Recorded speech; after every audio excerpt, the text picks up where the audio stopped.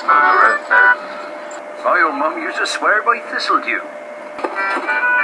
Smother it then.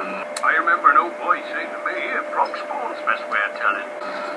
My old mum used to swear by thistledew. Smother it then. Ahoy, Jez here. Been a funny week. I've really not been well. So I don't talk about my health condition very often. I feel like it doesn't affect anyone else other than me. So yeah, no one else really needs to know what's going on or anything like that.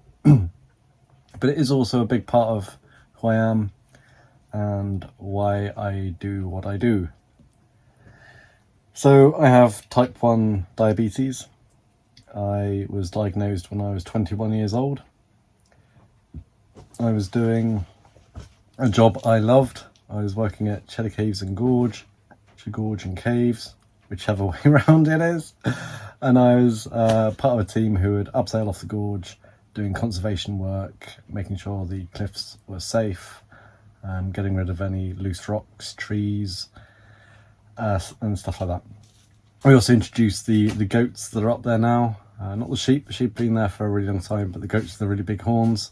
That was one of my last jobs at the caves before I left. But I couldn't get insurance to carry on doing that work. So yeah, I ultimately lost my job because of type 1 diabetes. And it has affected my life ever since then, really. Trying to find jobs, getting jobs and keeping jobs has been one of the hardest things ever. I was a self-employed professional magician and mentalist, psychological illusionist, whatever you want to call it, for 12 years, which was great. And my last job was fully remote for a Web3 company, building the next iteration of the internet, which is very, very cool. I loved with all my heart, but sadly I'm no longer there.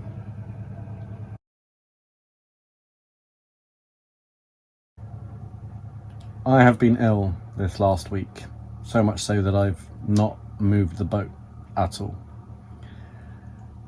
It started off with me just having hypos, which means I don't have enough sugar in my blood, and then taking sugar, and then ending up with a hyper, which is too much sugar in your blood, for which I would then have insulin to bring it down, and then I'd have another hypo. And this lasted for a couple of days, and it really wound me up. Very frustrating. And then yesterday I was feeling a little bit better, a little bit more energized, but I was starting to beat myself up that I've not moved the boat for a week. And it was starting to affect me. So today I was like, whatever happens, I'm going to move the boat. Because when I'm out on an ocean, and if I'm ill, I can't just, lay the anchor 1,000 feet. There are a few techniques for stopping the boat, heaving to.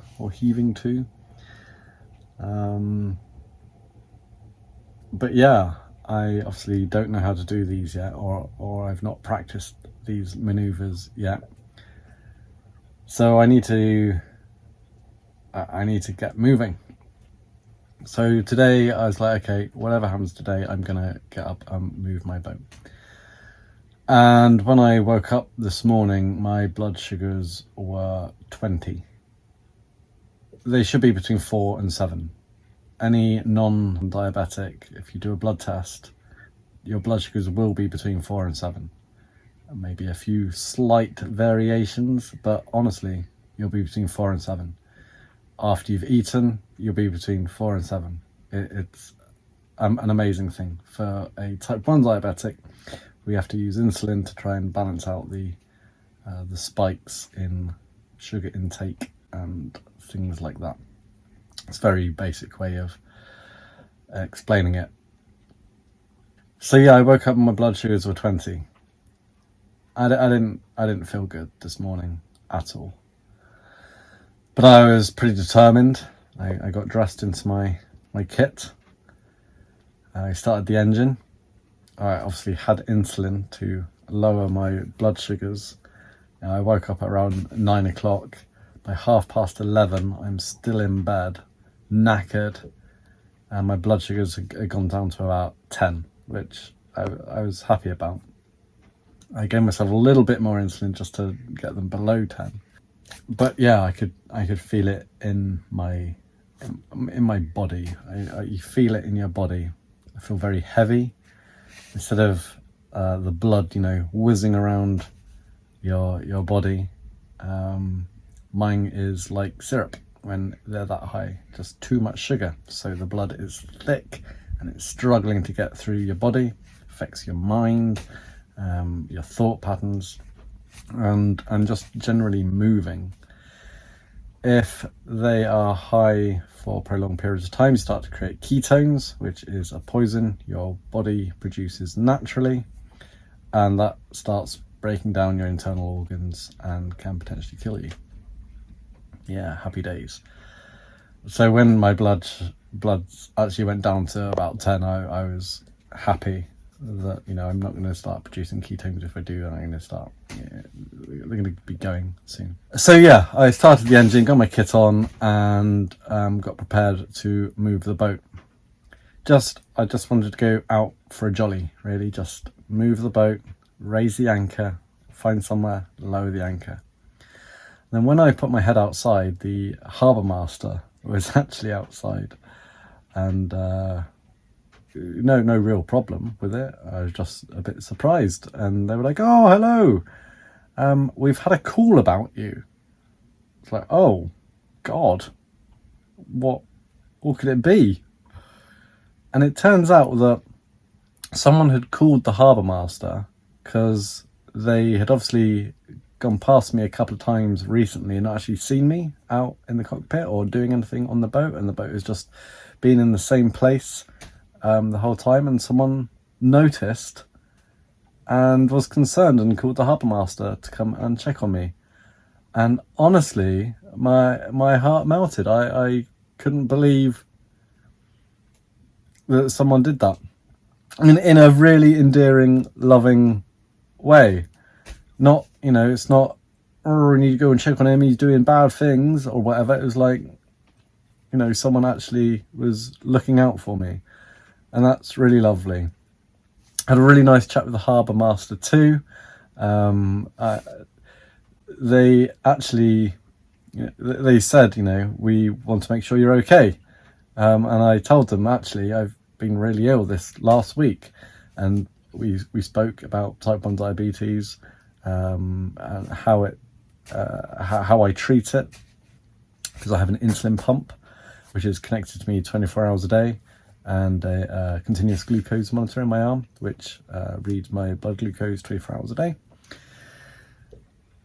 which is quite interesting. And they obviously didn't know too much about diabetes, so a little bit of education works, which was cool. They suggested that I got what 3 words, which I do have on my phone, but to, when I anchor up somewhere, find the nearest block where I can have my what 3 words in case of an emergency. So I can just say, look, I'm these what 3 words, and I'm about 100 feet away on a boat. And I thought that was a really good idea, so very thankful for them for that. Still not feeling so great, still wheezing a little bit. I've not actually eaten today either. And on a bigger look at this, it did concern me about my plans. I think realistically, once I'm moving, sails up in the ocean, moving, no traffic around me, and I'm ill, then I think I will be able to sort myself out. I do have an AIS system, so I can see if there's any traffic around me or nearby. and I am quite good at staying awake throughout the night to deal with my diabetes. The thing that is concerning me is if it's prolonged again, like this week. It's just been one diabetes nightmare after another, which has then led to my blood sugars being in the 20s today. So yeah, that it does concern me. And I think what the conclusion I've come to is I shouldn't be beating myself up too much about this. I'm still a newbie. I still have a lot to learn. I shouldn't push myself so hard. And if I'm ill, I should treat my health. Number one, treat my health. Get better. And obviously, the more I do this, the more experiences I'm going to have, the more times I am going to be ill on my boat, and I'm going to have to deal with it. I have had hypos while on the boat steering and sailing before, and I have a special tub of jelly babies, NHS approved hypo treatment. I have a big tub of jelly babies out in the cockpit permanently, in a special bag so they don't get wet. So I can literally, while I'm steering the boat or sailing, I can reach in the bag and just consume jelly babies. But yeah, has concerned me a little bit. I got things to think about. I'm not feeling so bad mentally about it. Like, I've stopped beating myself up about it.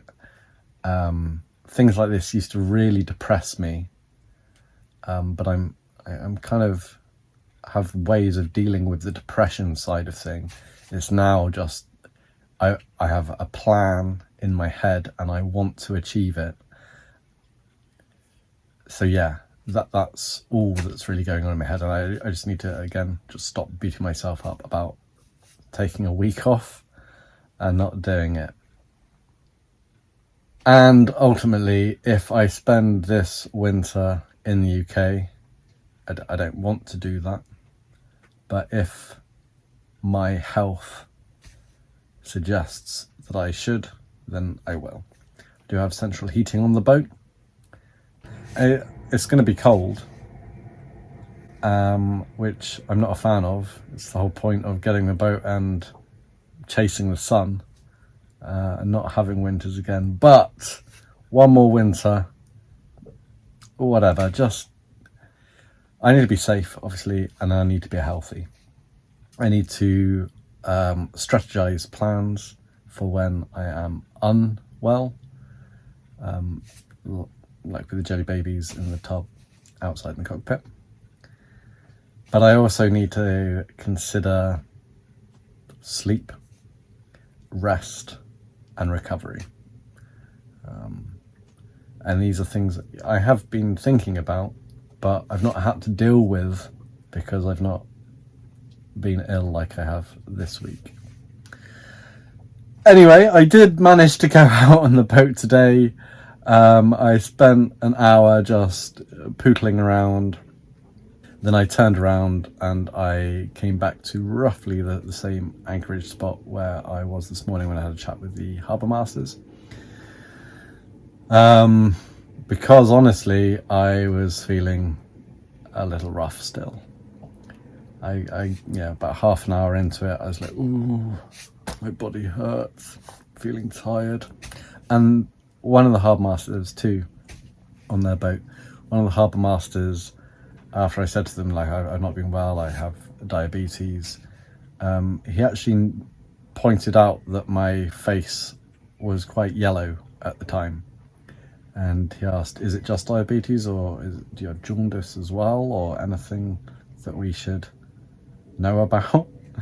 And I was like, no, just diabetes.